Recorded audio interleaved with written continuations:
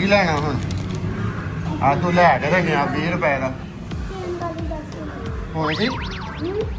ਹੁਣ ਕੀ ਲੈਣਾ ਕਿੰਨੇ ਵਾਲੀ ਆ ਚੀਟੋਸ ਨੂੰ ਕੀ ਅੱਗੇ ਤੂੰ ਲੈ ਕੇ ਤੇ ਗਿਆ ਵਾ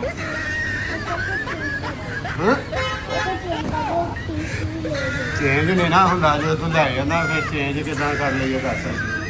ਇਹ ਤੂੰ ਖੋਲ ਲਿਆ ਹੋਣਾ ਵਾ ਹਾਂ ਪਿੱਛੇ ਹੋ ਥੋੜਾ ਜਿਹਾ ਤੂੰ ਖੋਲ ਲਿਆ ਹੋਣਾ ਵਾ ਚੱਲ ਲਿਆ ਫੜ ਕੇ 30 ਵਾਲੀ ਲੇਸ ਚੈੱਕ ਕਰਾ ਮੈਨੂੰ ਲਿਆ ਫੜ ਕੇ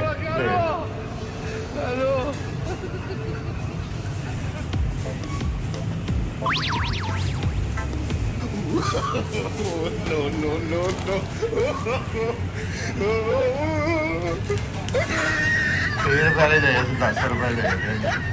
ਉਹ ਵੀ ਹੱਥ ਫੜਿਆ ਇੱਕ ਹੋਰ ਚੀਜ਼ ਫੜੀ